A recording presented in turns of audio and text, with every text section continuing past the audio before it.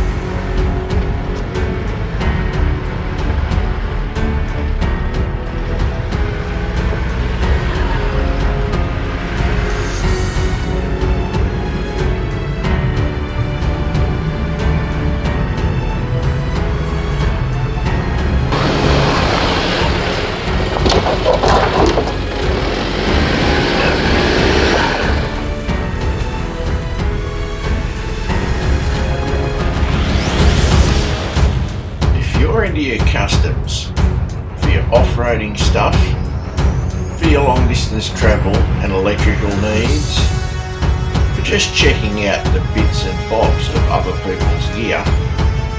If you want to see it and it's modified, from Touras to tough trucks, we've got them all here at Mud Ducks 4-wheel drive touring, or as we like to call it, Toyz.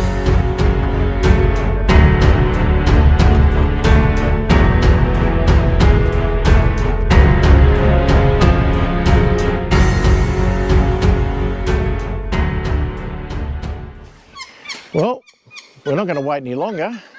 We're going to introduce you to Ryan, and he's going to talk us all about it. How are you, Ryan? Yeah, good mate, how are you? Good mate, good to see you.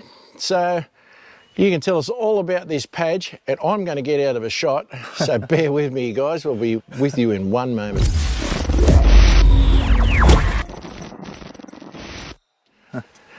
G'day guys, Ryan here from Next Level Adventures, and this is my 2012 NW GLXR Pajero. So today we're going to be doing a full rig rundown for Toyz, and Steve's got the joys of holding the camera for this time. So we'll start off at the most obvious part of the car, right in front of it. Yep, where we start are at the now. front, mate, it's the only way. On this car, we've had it since new, so it's a 2012 model. We've owned the car since 2012. We had this ARB Deluxe bull bar put on pretty much as soon as we rolled it out of the showroom. So it's got two just old cheapo spotties on the front, GME aerial, basic front end setup, I like to say. Underneath the front here, we're running a 3-inch stainless steel custom off-road bash plate. Now that has come in handy so many times. As Steve knows, it's not a highway truck. It definitely goes out and does. No, he definitely uses it. Definitely does some hard tracks. So that 3 mil stainless steel under there has protected it from any damage. So custom off-road, it works very well. There's no winch in this truck yet. However, the bull bar obviously has winch capability. Whether or not I'll do that, Its day will come. Yep, the day will come potentially. So it is a Pajero. It's pretty unstoppable. We'll slowly move around here. Safari AirTech snorkel. So cheap insurance, as most 4-wheel drives have snorkels. Unsure about the how big it is, but you know, it does the job, makes good turbo noises. Down here we are running a set of Goodyear Wrangler Duratrack 285/70/17, so they are a 33-inch tall tyre on a 17-inch monster alloy rim. The truck itself has a 2-inch Old Man Emu suspension lift on it, and that's been on there now for about 15,000 k's, so fairly new addition. It's 300 kilogram constant load on the front and the rear, so it's it works well. And they're handling it well? Absolutely, it does well. So still the stock side steps on it. I have not upgraded to rock sliders yet, well, because I haven't broken it. I find the truck has plenty of clearance for the stuff that I do. It's I like to call it a tough tourer. It's definitely not a dedicated play truck. It's It's really just designed to get out there touring and then do a little bit of off-roading stuff when I need it to. Yeah, so cool. And it's your daily pretty well too, isn't it? It is. I do drive this car every day, so I guess it needs to have some form of on-road practicality still to it. So having just a 2-inch lift was exactly perfect, and like I said, no need to replace the side steps yet. Well, they're not broken, don't fix them. No. So when they do break, rock sliders, guys. So Steve's had the benefit, I guess, of catching us when the car's fully loaded, ready to go away. So we'll show you in the back here, sort of. So up to a point. Up to a point, yeah. So here we've obviously got the ladder for the rooftop tent. That's just connected via a strap to the back of the seat there. Holds it out of the way quite well. Yep. Air compressor, best quality gear, of course, King's one, just sitting in there. So many people have got King's compressors. They're not that bad, really. And then we've got this Boab 40-litre poly water tank in here with the hose kit, so that's gravity fed. Really handy to have that in there to replace the jerry cans that I have. So this permanently stays in here, however it's not mounted, so it can be taken out at any point in time. The beauty of this truck, the way that it's set up, is that I can revert it back to a standard 7-seat vehicle within probably 25 minutes if I took all the stuff out. So all this stuff is removable. So at the moment, with the current setup in the back seats are pretty much nullified because they can't click back into place there. So all the back seats are used for is gear. And realistically, when I go out touring, I don't take more than one other person. It's usually just either me or myself and Jared, or someone else. And so this is always kind of reserved for gear, and there's no particular order in which it is thrown into. So in the future, as you know, I might consider doing some kind of storage solution back here and actually removing the back seats, but for now it's just going to stay as it is, and that's pretty well all there is in the back there. So cool.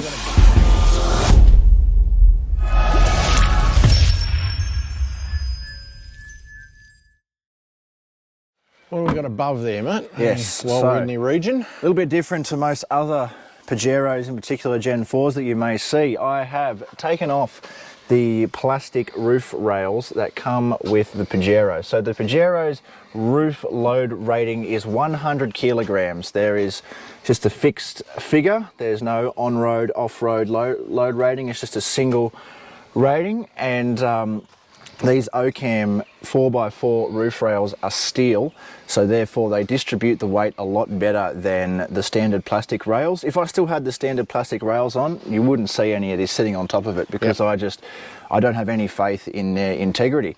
Fair enough. So here we have a steel backbone system fit on here with these crossbars. I actually made these crossbars myself. So on this backbone system, there's 4 plates at each point, and literally just bolted straight on. On top of that, we have a Drifter Wildland 1.2 Desert Cruiser. So this is a slimline rooftop tent. It pops up and it's a big square box. We will show you that.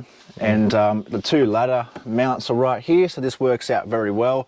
Kick-ass shower tent on this side of the truck, so it works quite conveniently to have the shower tent here, and when it's out, you have the bucket down here, and the water tank outlet is on this side. So not that I ever would, but realistically, if I needed to, I could have a very long shower in the bush. Nice. With the water coming out of the tank.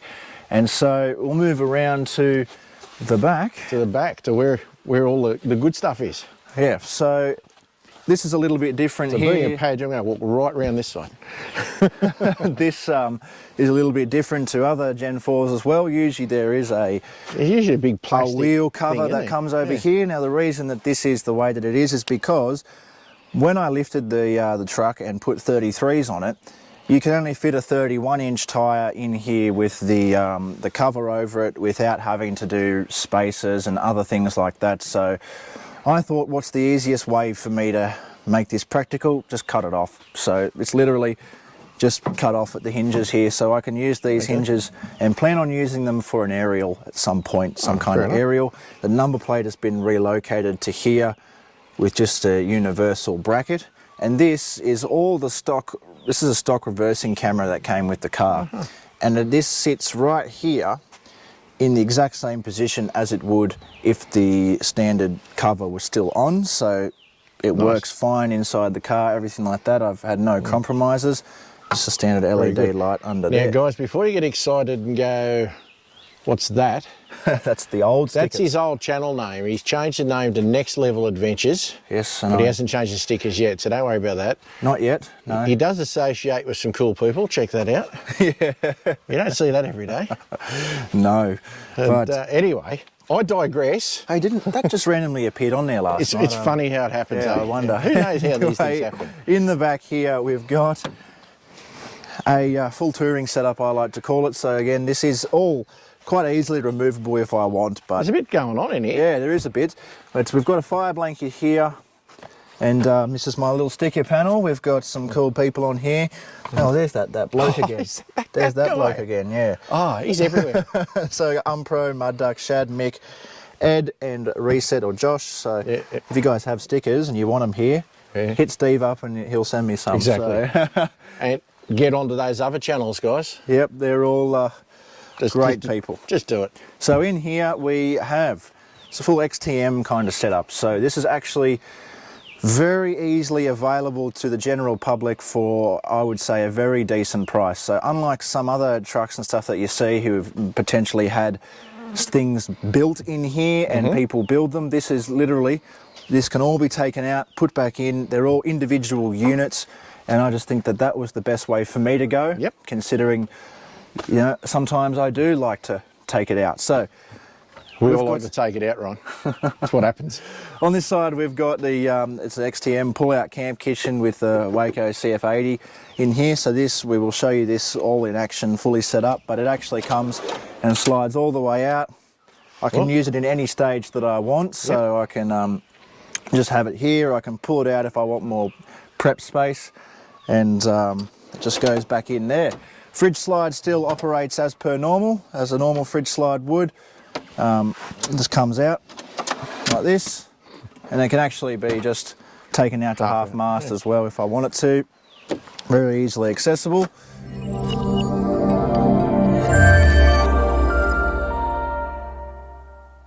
And then we've got the two drawers, so they're a little bit different. The bottom drawer is, well, the one with the sliding top, so it actually has a small little table that comes out with it. Okay, cool. And the whole top, not that I'll ever use it in this way, but the whole top actually slides if I ever have to do that. Not that I will.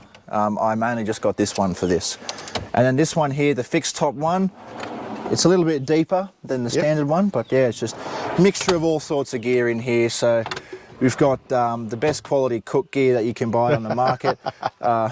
Just some other bits and pieces, compressor, shower, inverter. Up here, all the collapsibles like your buckets for the shower, your dishwashing and stuff. And there's still a few containers of stuff I've got to buy, but and there's a fire pit in there also. Okay. And now hidden away under here, That we can't show you. can't show you, but I can show you a photo, which There'll be some stills Yeah. somewhere. Steve will pop up I'll somewhere. pop things in. Here is this piece of plywood. So what I like so much about this setup, and as I was saying before, I can revert this back to the stock standard 7-seater if I want to, because of this piece of plywood here. So this is all not bolted into the floor of the car.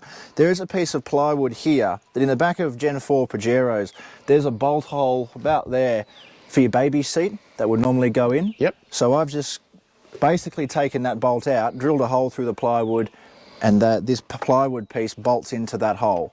And all this bolts onto the plywood, so it can literally be slid out if I need to. However, in the compartment where the back seats would normally fold in, there is an Enerdrive 100 amp lithium battery with the 40 amp DC-DC Plus Elite charger, wired in by yours truly, Steve, from Mud Ducks 4-Drive Touring, who helped me out with that job. That'd be me, guys. Yep, that's him. And you're watching this on that channel, so there, that's all under there. And that runs this Waco. This is a big drawing fridge, It's a I must massive add. fridge. It's huge. It's about 6 amps an hour. I've had this in now, plugged in, for coming on to 3 weeks. Have not had to turn it off at all. And my drive to work in the morning is merely 2 kilometres. So that's a testament to how well that 40 amp charger works and how well the battery works in conjunction with this. Mind you, the fridge was already at temperature before I put it in, so there was no real massive drawing coming from it when you know, trying to pull temperature or anything like that. But Awesome. Yeah, that was really good. I was really pleased, really happy with that. Nice. So, what have you got going on down here, mate? I can see something going on in there. What's that? so that the Anderson plug there is the old. That's where the old DC-DC charger would come from. Yep. So before this, there was just a thumper 100 amp hour AGM battery box in there, run back to a Red Arc BC-DC under the bonnet. That was not my doing. That was in the truck already. Yep. Passed down to me when I got it. But that basically comes out there. And I guess the beauty of that as well, I should mention, is that that's a completely separate entity to the EnerDrive system. So say, for example, I, for some reason, wanted to add another AGM battery into the truck. All I got to do is run an Anderson plug from there. That system still works. It's still in.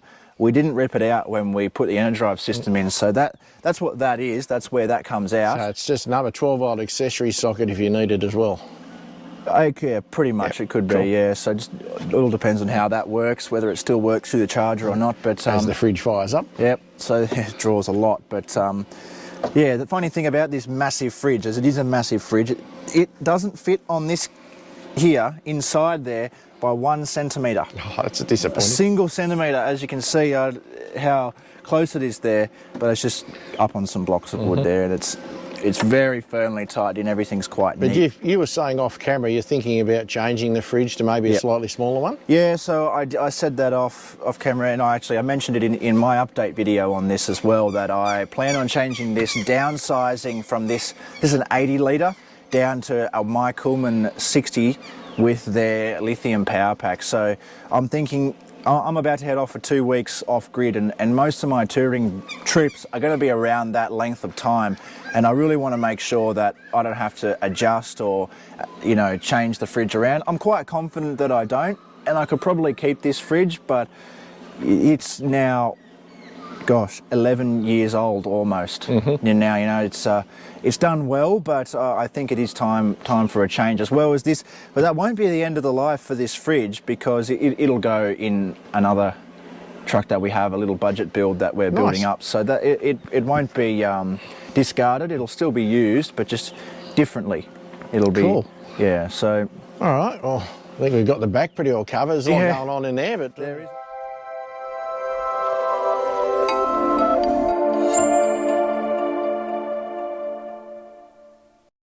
There is a lot. That's the majority of it. We'll come around here now. I see you've still got a factory exhaust there, but I know that's not staying that way, right? Not for long. So there is at home. It's not installed yet, but a PPD Performance 3-inch turbo back exhaust that is going to be put on. And where is that stored again? Somewhere in New South Wales. Ah. Yeah. It's not in your lounge room, is it? Potentially, yeah. It's just sitting there.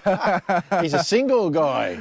It's just sitting there, I can say anyway. Car parts in the lounge room. And don't we all do I've that? changed the mud flaps over, actually, now that we're kind of looking down in this direction here. Standard Pajero mud flaps, there's actually a piece of trim that we clip onto here, and they go down to about here. Well, I just thought that, I like to run bits of gear and stuff that represent the gear that I chose to run. So I've got a Drifter rooftop tent, so I thought instead of running a Drifter sticker, I'll run some Drifter mud flaps.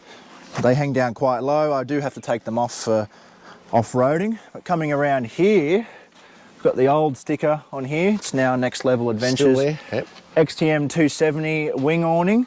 This is quite interestingly mounted to the OCAM system. So originally, I planned to have this mounted to the rooftop tent via the Drifter awning brackets. However, it's too wide. It doesn't fit on the standard awning brackets. It came in handy to have them anyway due to the shower tent being purchased. I ended up utilising that. But it's a massive one. It's quite large. And there's only one problem I've ever had with it. That's right here. And that is that the zippers come away from the bag there a little bit. But, there's nothing that can't fix. So there's nothing that really bothers me about that, I should say. It just, it doesn't. I don't care. You probably get another bag if you really want to. For the price of this awning, which was, it's only $500 awning, when you really consider about that, that's fairly cheap compared to other 270s. You'll see it set up here in a minute, but how it works is quite well. with the poles being integrated into the actual awning rather than being a separate entity and you're having to set them up. It's quite good like that. Cool. And that's the majority of the walk around. Inside the cab, all there is in there that's different is a Red Arc electronic brake controller, as well as the GME radio. That's so going to instead of having a big long look in here like we usually do, guys, with this so little, it's fairly simple. We'll just shine this in there. Yep. There's a GME there. The brake control, I'm guessing, is on the other side. It's just underneath that cord, just right there. Just there, yeah. Yep. I can't get it from this side, I'll get it from the other side. Doesn't matter. Yeah, so it's a fairly simple interior setup. Those YouTube things. Yeah, There's cameras. Yep. There's shapes. What more could you want? Yeah, literally. It's the wiring for the dual battery system runs down this pillar here. That's the most exciting thing about this side of the car, and that's pretty much all she wrote. I have to say, there's nothing done under the bonnet at all. It's completely... But we're still going to have a look, guys. We will. And we'll be back with you in a second.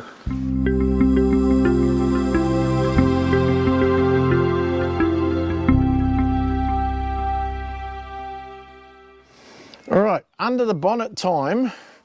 Now, as Ryan said, there's not a lot going on. So what there is going on, Ryan will tell us about. So the most exciting thing under here is just all the wiring that we've done for the dual battery system and stuff like that. So here's that running here. The only addition to add to that is a 60 amp circuit breaker, sit right there. That'll be added from this wire here. Other than that, there is no secondary fuel filters or catch cans or anything like that, but it is on the to-do list, and they'll sit right here in this department. Right here is the inconveniently mounted Red Arc BCDC 1225. The old controller. That is very old. You know, like I remember, you know, going in this truck when I was a lot younger, Fraser Island and stuff like that, that was all in here already, so this long before my time this has been in here. Yeah. So, and it was still working only a matter of weeks ago, guys. Yep. It was still working fine. So yeah, the only thing that led me to change from this piece of equipment was the fact that I upgraded to a lithium battery, and therefore this doesn't work on lithiums, and so I had to change the full system. If that had not have been the case, I'd still be using this bit of gear just with an AGM battery in the back. As a matter of fact, I was very close to pulling the trigger on AGM gear again. However, I got a price you just could not say no to with the Enerdrive gear. It was basically the same price as the AGM gear that I was looking at. I just couldn't say no. So well, you can't argue with that. Exactly, you can't. But if anyone's actually looking for any reformation of the quality of the Red Arc gear, like I said, I mean, this car's a 2012 model. This has been in here, I would say, from within a year of the car being purchased, and as of 6 weeks ago, it was still in use and it's still working fine. So still works great. So that's kind of all there is under here. I mean, actually, I'll give you a quick look right here. Right here. Because there's a little bit of work involved with our snorkel here. So this is this washer bottle right here. Traditionally, the Pajero washer bottle is here in the guard. Okay, well, obviously, we can't be having that because we've got the snorkel runs in through the guard here. So this is the snorkel here, comes in here, and they've just relocated that.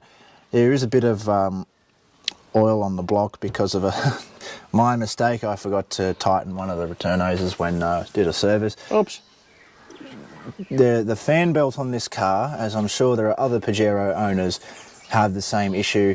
Fan belt is really annoying sometimes. And I've got to tighten it fairly regularly, and that's what that was. You have to take all this out just to get to the fastening bolt down there, and which is always fun. Yeah, and so we just forgot to put that hose back on. So it was just And he hasn't got a wife to remind him of things. No, guys. So, it was ARB that reminded me of that when they put the snorkel in. They said, "Hey mate, this was hanging off." So anyway, I'll have a quick look in the driver's side that we couldn't see before. Yep. So even though there's not a lot to talk about, there is still things that we didn't show you. So yeah, it's pretty standard. There's your GME radio down there. Again, that's a fairly ancient model. It's been in the car a very long time. Electronic brake controller is right there. Yeah, there it is. And then we've just got ourselves the Power Plus throttle controller. This little bit of gear has really done wonders for this this truck, and it's really good to mention it. It's the same controller Steve has in the 200. Funnily enough. But the issue that I was having, and this is maybe helpful to other Pajero owners out there seeing this and going, gee, I want to lift my car now. The fuel consumption did go up quite a bit when I lifted it and put 33s on, not to mention that there's a fair bit more permanent weight in the car now. It went up a good few litres and I was having good issues with turbo lag there. I was contacted by Power Plus. I was in the market for one and I was contacted by them and I told them my issue. And he said, yeah, mate, this should fix that. And long and behold, it surely has. Now, I was very strongly of the opinion that throttle controllers can't or shouldn't actually improve your fuel consumption at all. But in my case, it's actually dropped about 4 litres per 100 off. Wow. Even just driving around town. It's almost like the car just needed that little bit more response. I don't drive around in the highest setting, I should mention. Steve's got a video on the Power Plus controller that you guys can check out, and I'll have one soon. But there's 3 different modes to keep it simple, 1, 2 and 3. One's a little bit more power than normal. That's the mode that I drive it in. So it just kind of needed that little bit of extra touch after the lift and the bigger tyres, and that helped very much. It really did solve the issue. But cool. That's pretty much it, except for some deep dish floor mats and stuff in there. That's the most of the car. So I suppose... All right. Well, what Ryan's probably going to do now is set up his awning and stuff, just because we want to show you how cool that looks. Yeah. And I'm not going to film him setting it up, but we'll get back when he's done that. Yep.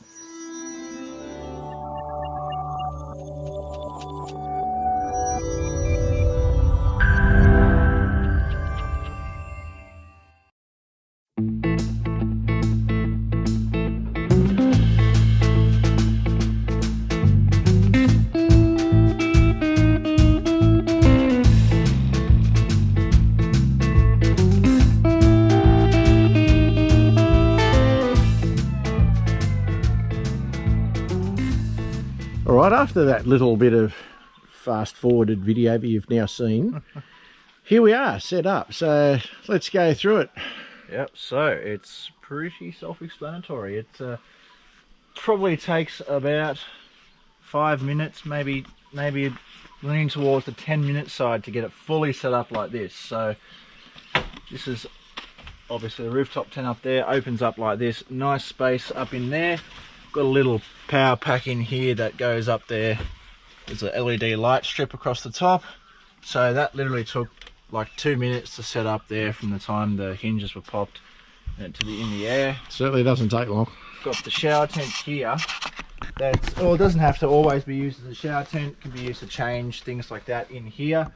And that works well with the ladder. So you can still get in and out of the wildlands with the ladder here. That's why I like it, because most other slimline rooftop tents are the pop-up ones and access is from the back. Yep. Or you have limited side access where, for instance, you'd only be able to get in at sort of like this side. Well, that wasn't going to work for me because I wanted this setup. So this is how it works. Obviously, it's fairly private unless, you know, someone's asleep and someone's having a shower. Not that that's ever going to happen, but... You'd hope the person that's sleeping up there is probably friendly with you anyway, wouldn't you? Right, and then the awnings. So this awning can be left like this, but not really recommended. So the poles, besides a couple of little lights that are cable tied up in here, so there's these strip lights here that go here, and all I got to do is run the plug literally right down in there. Yep.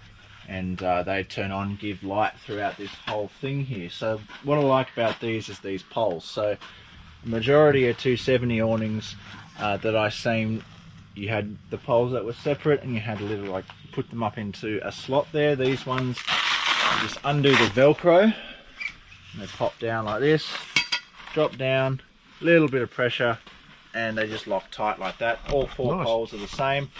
They're quite good. I haven't really had too much of a hard time with this awning. The poles here are a little bit bent up from just some bad wind we got before everything was pegged in. So before I could even peg it in, the wind picked up and bent that upwards. But even with that being the way that it is, it's actually more practical because I'm tall. I can now fit under here better. So it's good like that. And nature coming to the rescue. Yeah, literally.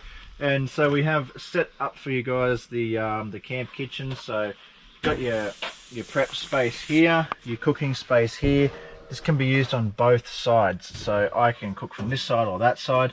Predominantly it's from this side here.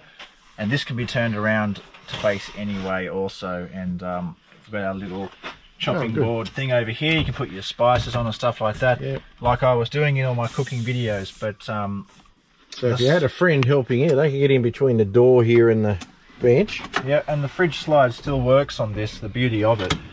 Nice. So you can even just have it like this if you wanted. And that's that. So it's fairly good like that, I think. And I'm really happy with it. I'm really looking forward to getting out on a bit of a longer trip and actually testing it out. So I'll do a video on how this setup went after the trip, because that's what I built it for. I've got a 2-week off-grid trip coming up now in just a few weeks time that I'll be putting this setup to the real test in. Nice. You know, and fingers crossed it all works. I'm sure it will, but yeah. Plenty of thinking gone into this, and looks like it should do the job. Yeah, I did kind of have the idea in my mind the whole time I was building it of what I wanted. There are a couple of little things that changed, but really not much. Like most of it was, regardless of what gear I was going to have, it was going to look similar to this. The only thing that actually changed in the end was the dual battery that I went with. Instead of going with an AGM battery like I was originally planning to, I went with the lithium battery because I just couldn't say no to the price. So good. That's that. I think all that is left to actually do here is wire in a couple of 12-volt accessory sockets, and then that's literally it. Then she's done. And even your awning lighting here will help shine down onto your kitchen area, so you don't have to add any extra light. This is very conveniently located here. Obviously this pole will be set up in when we're camping, and this light right here literally shines straight down onto this. The beauty of this as well is I have one spare light that goes onto this kit here. There's only 3 on here, there's 4 in the kit, so if I really wanted to, I could have another one, you know, coming off that over here or something like that, just to give some more light. I do also have that light strip in the back there. Tucked in there. That's tucked onto the back seat. That has probably got less of a practical use now that I've gone with this setup compared to the old setup.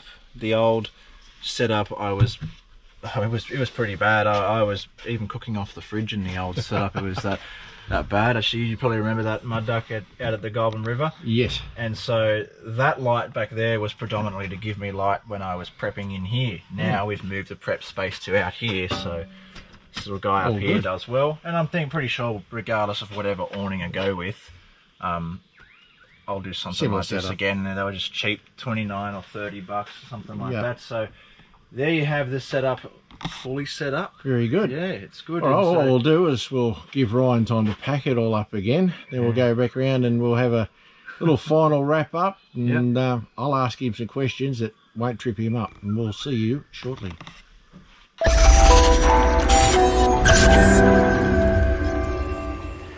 All right, we've nearly done everything we want to do with Ryan's truck. As you can see, there's a fair bit going on with it. So like I like to do at the end here, we just ask a few questions and Ryan gives us his honest opinions, and I really won't trip him up, maybe, who knows. But anyway, basically we'll get into it. Ryan, your general plans with this truck for touring, tough touring, rock hopping, what are your plans? What's your 5-year expectation out of it? Well, I would really like to get a good 5 years out of the gear that's on it, to be honest. In terms of it, shouldn't change much, but destinations, I pretty well designed it with the anticipation to be able to point and shoot anywhere I want to go. So I'm very indecisive when it comes to maybe locations that I want to go. Let's just say, for example, if I decided my next trip was going to be Victorian high country, I could pull the trigger and not really have to worry about anything. I could stay out there for pretty much as long as my food supply and water supply lasted, which is, you know, fairly considerable. and it wouldn't really have too much trouble doing any of the obstacles out there. But a bit of just, there's a track, point and shoot, go up there and let's see what's up there. yeah, pretty much. I wanted it to be able to do, I wouldn't say anything, because it is kind of limited to a degree. Like, you wouldn't find me driving any ridiculously hard track on it, but I'd like to be able to do pretty much anything that I wanted. And my scope, I guess you could say, of what I like to do is just moderate four-wheel driving. You know, the stuff like Lost City, stuff like that, that's probably the toughest that I go to. Down yellow wall, stuff like that, I still want to be able to do stuff like that. So it's more about the destination as opposed to the bloody, let's go and drive the hard stuff because it's there. Absolutely. So yeah, it is definitely more of a, like I said, destination based two-row. It's not a play truck, I would say. Like, it's a touring truck, but with the capability to go, I would confidently say it could go anywhere in the country. Nice. Yeah. But then, of course, that's most places when you go there, that they obviously will have the ridiculously hard option that you might take a comp truck up, and then they'll have the normal person option, which is what I'll be taking. So that's kind of my ambition. Is it can go anywhere. I can stay out of it for a long period of time and just enjoy a long touring trip. And the biggest one is that I don't have to stop all the time. You know, and I can spend prolonged periods of time off the grid. That was the real goal with it. Nice. Be away from people, that's what we all try and strive for in this kind of hobby. We try to get away from people as much as we can, and that's that's one of the points. All right. Now, you've got a fair few mods on it. What do you think your 3 favourite mods that you've done to it would be? Lift, bash plate and rooftop tent. Nice.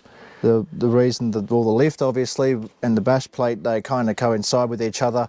As when I first bought the truck, it was not lifted, and I wanted to go out four-wheel driving, and I did go out four-wheel driving. It didn't have a bash plate on it either, and yeah, it was just a bit messy. There was a lot of scraping going on, and there was just I had to take it so easy. I missed out on doing a couple of locations due to it was very low. Pajeros are quite low stock. Expensive components you don't want to destroy. So yeah, and so I thought, lift it, bigger tyres, bash plate. That was the first step. So the first step was the bash plate, then the lift and the tyres, and then later on came the rooftop tent. That just came as kind of my setup developed and evolved. I just thought it was the right thing for me. It's just a bit of a worry wuss when I'm, out in the bush by myself. So I like to, being up off the ground, it makes you feel more comfortable, as well as it takes a lot less time to set up than the swag does. And when I get home, I don't have to take it off and put it away and store it somewhere. It stays on the car permanently and just looks good. Brilliant.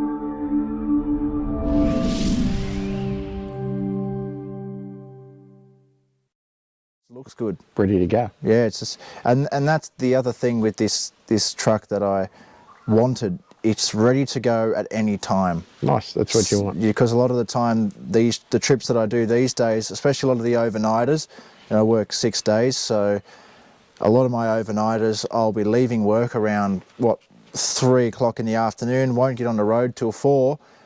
Daylight savings is all good. This time of year you might get a bit of daylight at a campsite somewhere, but after a bit of travel, it's dark most time of year. So it's good just to be able to pull up and you're quickly in bed kind of thing. And there's no fussing around packing or anything like that. It's all in the truck ready to go. Nice.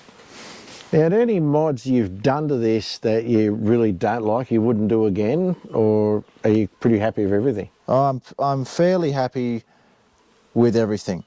I don't think that there's a mod on here that I wouldn't do again. I guess, well, I don't even know if you'd call it a mod. I changed the mud flaps. I wouldn't do that again. That's probably it. And that's because I ripped the inner guard off because of the long mud flaps. But in terms of the other mods like bigger tyres, lifts, rails, everything that's done to this car, I think everything was warranted when I did it. Nice, nice. In that sense that it's not like I just got the car and pumped a whole bunch of money into it with all the gear and no idea. It's it's a thing of I used the car, realised, hey, this would be a lot more convenient for me, so let's do it. Yeah, that makes a world of difference. And that's been this build, and that's why, I mean, I've spent months planning and building this touring setup, and I think it's almost ideal now. I'd say it's pretty much done. Yep. Just besides a few minor things, like I said, a couple of 12-volt sockets, folding solar blanket, and Bob's your uncle. Maybe a new update the radio, but that's pretty much it. Maybe put something behind this number plate. Yeah, potentially. I'm looking at. I'm thinking about it, but yeah, you go on your own. You got like me. You got no friends. You go on your own. It could be helpful. Yeah, I reckon. At some stage I will, but to be honest, it's probably last on the list. Yeah. And you know, some people are probably sitting back there going, why? Like, why are you thinking like that? And that is just purely because I don't really do many tracks that would warrant a winch. Mm-hmm. I have to admit, my trucks have got winches on them. Last time I pulled the winch out for any real reason was a couple of years ago, and I've done quite a few tracks. Oh, with that also being said, or touch wood, of course, but it has, even the tracks that I have done, it hasn't needed it. Yeah, so I haven't had to use a winch. I've been able to get through all the obstacles. It is a it's got a rear diff locker in it. Well, when you don't have one, you've got to think about what you're doing more, haven't you? It's simple as that. It does add that little bit more of a, I wouldn't say challenge, but you need to be more thoughtful, considering that, you know, especially when you're by yourself, I better be careful here, or choose the smart option. Yeah, exactly. I said it is locked, but that is... There's the mud hole, there's the easy track, but you haven't got mates with you, it's the easy track every time. Yeah, and often I find that doing the mud hole isn't always the best option either. Like, it may be good for that, you know, a couple of seconds, but the aftermath of it, when your truck stinks because the mud doesn't smell nice and cleaning it and all that stuff. Well, with that being said, I do enjoy the forward driving, you know, like I've done some pretty crazy destinations like Ophir, Yalwell, Lithgow. Yep. You know, all the places. All the big places. Yeah, like I've done them and I'm not scared of them. I'd do them again. It's just I'm more mindful now, considering, you know, I just wouldn't send it straight in there. Now, it'd be fair to say, and most people out there would agree, but the Pajero is not the most expensive truck to buy now, which makes them appealing to a lot of people, because they're in a good price range. What would you suggest that people look for if they're buying a similar truck? You know, pros and cons, what works, what doesn't work, and what are the pitfalls and things to be wary of if you buy a second-hand one, say it's stock? It's very hit and miss with different models and things like that. There are a few common issues, but then those common issues are also not that common. Just your standard things like... Very cryptic, isn't it? Yeah, just make sure the truck's been looked after. There are a couple of key spots that they're known to rust around. In the rails up there on the top, there's in some of them where the rubber is, there can sometimes be rust there. They are a full IFS vehicle, so just making sure that all of the components of the independent suspension are still, you know, in good working order. Yep.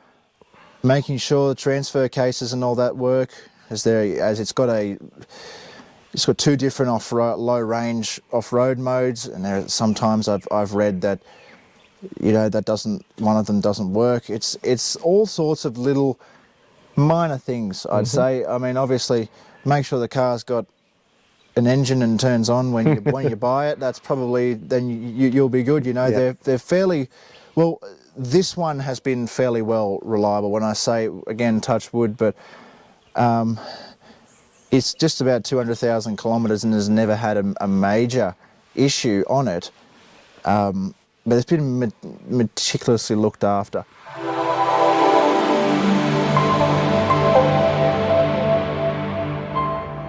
Ever since the day it was bought. So I would find, and I don't spend a lot of time looking at common issues because I've never really had any. Nice. The only thing that I notice that happens a lot is the fan belt comes loose, and it makes the worst sound in humanity when it does so. It just, it's really annoying. But if you're looking for one, the gear, it is an incredibly difficult car to modify in the sense that,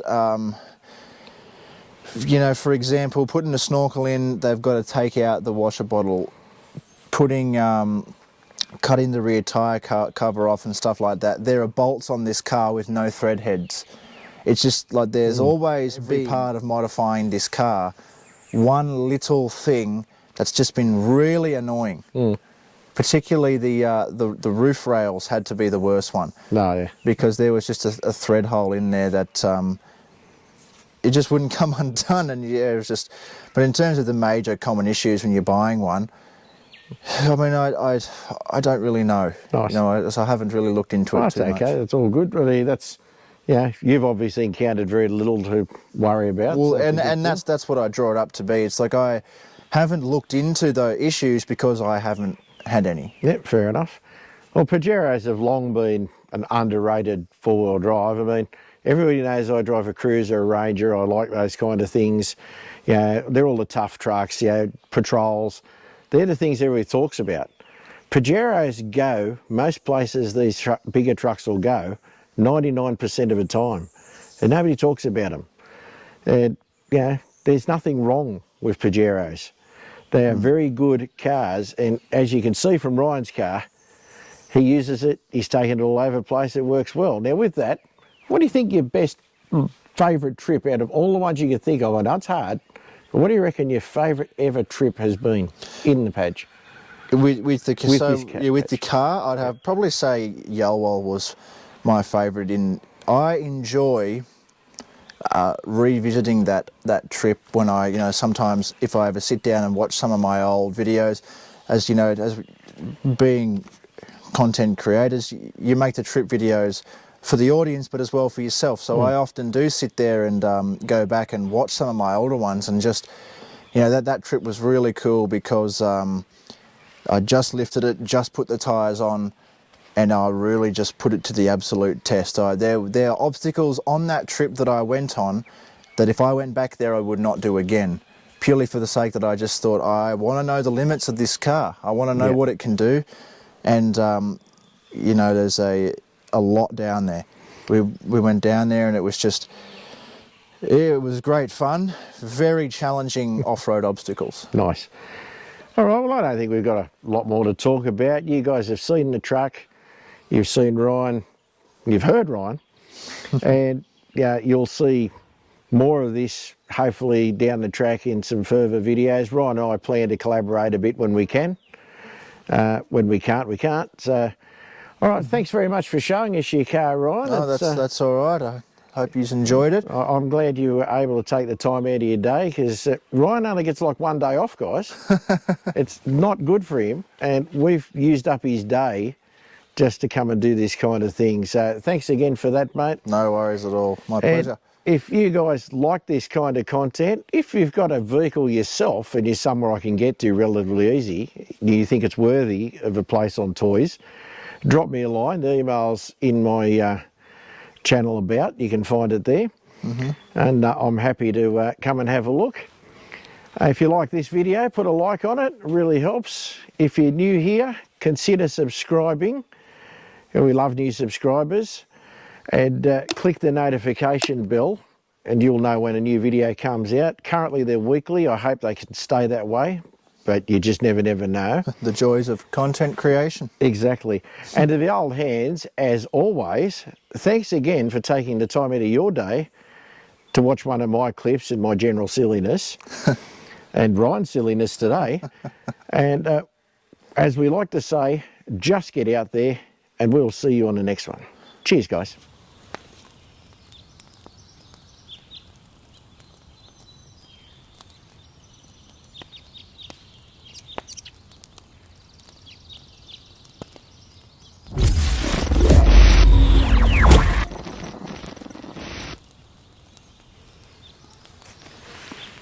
Look at him. Look at. Thanks for having me on Toyz, and as always, A pleasure. we'll see you in the next adventure. That's it. Well, I think that was. Links below for Ryan's channel.